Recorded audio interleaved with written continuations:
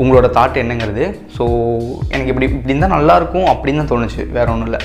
அப்புறம் இன்னொன்று வந்து பார்த்திங்கன்னா, அந்த ஆட்டோவில் கடத்திட்டு போகும்போது பார்த்திங்கன்னா 2 பேர் தான் இருக்கானுங்க. அவங்கள வந்து சமாளிக்க முடியல. ஆனால் ஹாஸ்பிட்டலில் சீனில் அந்த சீன் பார்க்க பயங்கரமாக இருந்துச்சு, இல்லைன்னு சொல்லலை.